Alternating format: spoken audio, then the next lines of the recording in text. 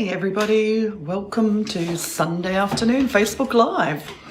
Today's topic is boundaries, the magic tool for eliminating toxic people from your life. So first of all, what's a boundary? I guess it's a limit, it's a line that marks an area or a border, a dividing line if you like. In a relationship, you can think of it as the standards that you'll accept in that relationship. So why does having boundaries eliminate toxic people from your life? Well, that's because toxic people will test you early in a relationship. They test if you'll allow your boundaries to be stretched or eroded. Because boundary stretching is a signal that a person's insecure or able to be manipulated. So they will give you subtle little tests to see if, if you will stretch that boundary or allow them to cross the boundary. So it can be quite subtle, but they're relying on your desire to be liked or admired or to fit in. It's a test that you don't want to pass. It's the first of many. If you start with that very small erosion of your boundaries, then it becomes greater and greater. And it's one of the things that we always see in an abusive relationship. They'll talk about the fact that they had these little tests, if you like, early on. So maybe they were a little disrespectful somewhere, or there might have been some name calling, or they might have gotten, very angry about something quite small, or they couldn't accept no. They wouldn't hear no for an answer in something that they wanted.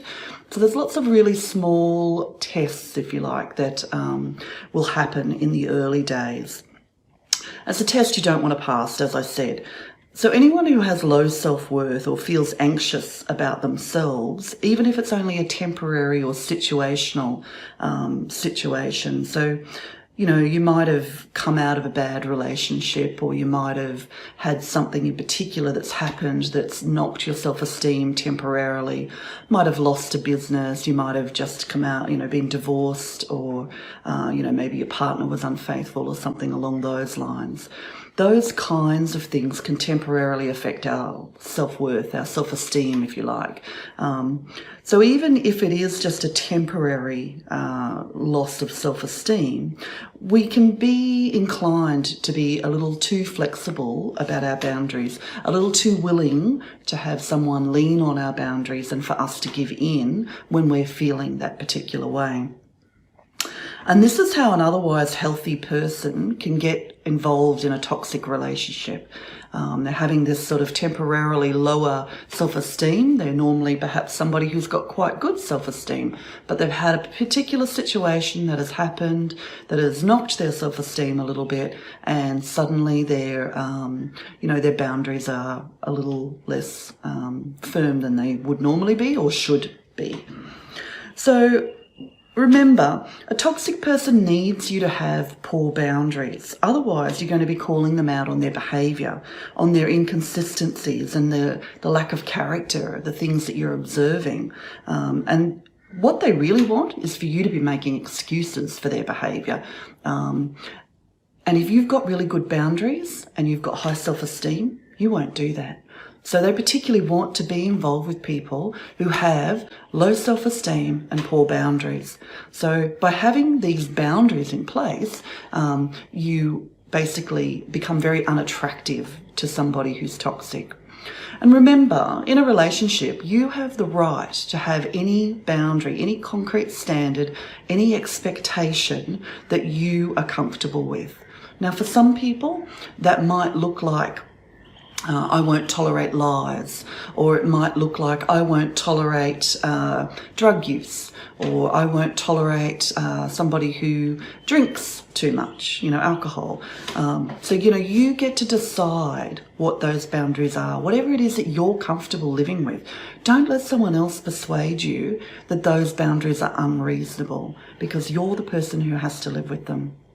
So a lot of people don't realise that they've even relaxed their boundaries until they're looking at them in the rear view mirror. So they've eroded their boundaries so much that they're actually sort of looking back over their shoulder and going, oh, that's where the boundary was. That's where I should have stopped them. That's really where I got uncomfortable, and that's what I should have done. So, obviously it's too late at that point in time. It's very hard to place that boundary in your relationship once you've well and truly passed it. And usually you wouldn't be successful in doing that in your relationship. You need to be mindful of creating that in your next relationship. So how do you tell if you've allowed your boundaries to be eroded? A lot of the time, one of the indicators will be that you feel resentment. You'll feel like maybe you've been taken advantage of, or as though your thoughts and feelings don't matter in that relationship. So that resentment will be there, and it will be underlying, and you may need to sort of dig a little to work out, well, what is it I'm actually feeling resentful about? Why do I feel resentful? And it will usually come back to somewhere that you've allowed your boundary to be eroded and they've taken advantage of it. Because the thing that you need to understand is a toxic person is a taker. They won't set a boundary. They don't have boundaries themselves, and they want to walk all over your boundaries. They don't want, for each of you to be self-contained and independent, healthy individuals. And they'll do everything they can in order to make sure that that doesn't happen. And this is why we see in abusive relationships, over time, those boundaries being more and more eroded, and the person becoming more and more abusive, and the victim of that becoming more and more downtrodden or low self-esteem as a result of that. And truthfully, that's where a toxic person wants you. That's where an abuser wants you. So having healthy boundaries in a relationship means not agreeing to things that go against your values or aren't in alignment with your goals, whatever they might be. It means not allowing someone to treat you as though your thoughts, opinions, and desires don't matter, or as though they have less value than their thoughts, opinions, and desires. Even if they cajole you, or if they get angry, or if they try to emotionally manipulate you into giving in. So remember, emotionally healthy people respect other people's boundaries. Anyone who doesn't respect your boundaries doesn't respect you. And in any relationship, the boundary that you step back over, so back away from, that's going to be the new standard that you'll be accepting in that relationship.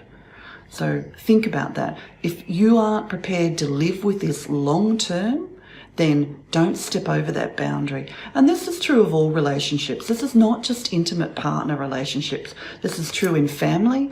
It's true with our parents or our brothers or our sisters. It's true in friendships as well, okay? So just in closing, I want to repeat what I said. Healthy people respect other people's boundaries. And if they don't respect your boundary, then they don't respect you.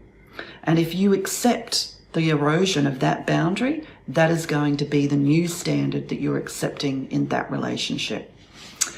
And that's it for today. I want to keep them short. As I keep saying, it's really just a cup of coffee and a quick chat on a Sunday afternoon. But if you've got any questions, pop them in the comments below. If you want to, you can follow on and check this out on our podcast. You can obviously have a look at our business on Facebook, on Instagram, on LinkedIn, and on Twitter. And, if you've got suggestions for topics in upcoming weeks, then please do get in touch. Have a wonderful Sunday, and thanks for the chat, and I'll see you all soon. Bye.